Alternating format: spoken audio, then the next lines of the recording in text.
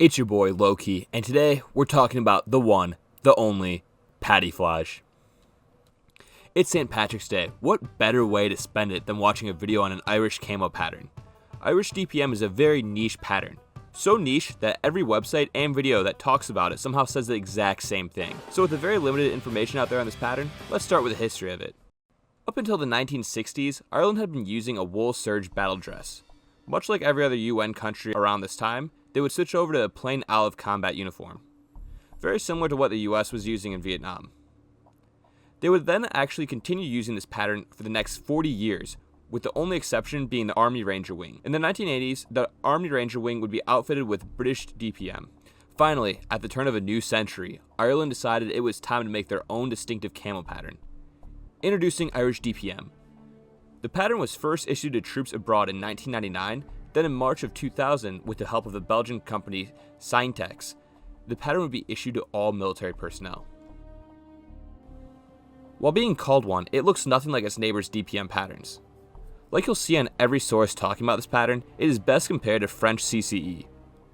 While there is no official connection, it definitely does make me question if it was taken into consideration, especially with the Irish Defence Force using a Belgian company to mass produce this pattern.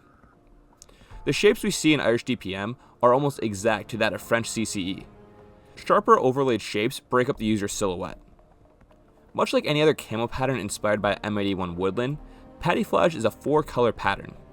The colors we see in this pattern are reddish brown, solid black, olive green, and a very pale green color.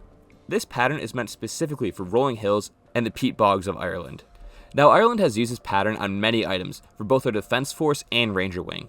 Seeing this pattern on combat tops, field tops, smocks, combat pants, field pants, boonies, pouches, chest rigs, helmet covers, and backpacks, this pattern is extremely sought after in America and other European countries. Sadly, this pattern is rarely seen on the market with Ireland's protective laws on exporting it.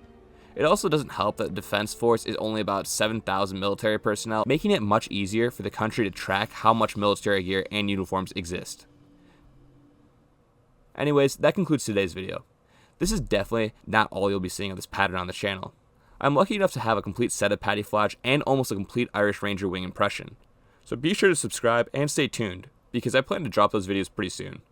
Anyways, I'll see you guys on the next one. Peace.